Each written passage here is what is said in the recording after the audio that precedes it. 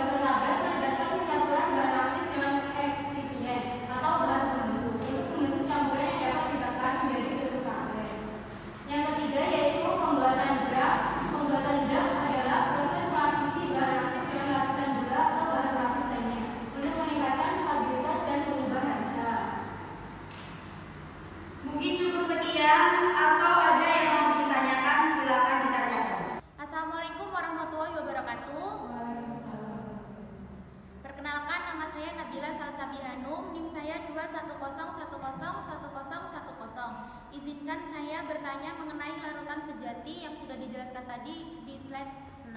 Tadi kan contohnya larutan bahan padat atau cairan gas dalam cairan campuran gas.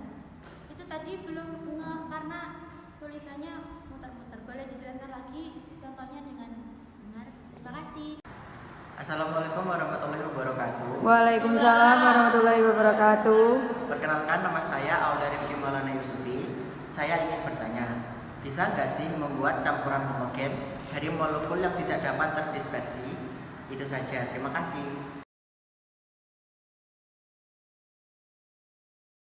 Saya akan menjawab untuk pertanyaan yang pertama dari Nabila.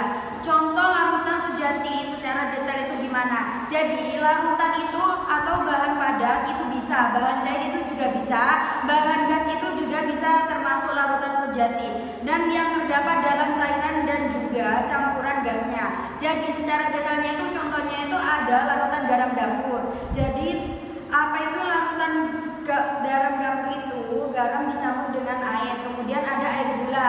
Air gula itu air sama gula, dan air cuka. Air cuka itu air sama cuka. Jadi detailnya itu untuk larutan sejati itu seperti itu. Baiklah, saya akan menjawab pertanyaan dari Rizky. Pertanyaannya yaitu, bisa apa tidak membuat larutan homogen dari molekul yang tidak dapat terdispersi? Jawabannya tidak, karena tidak mungkin membuat larutan homogen dari molekul yang tidak dapat terdispersi. Mengapa?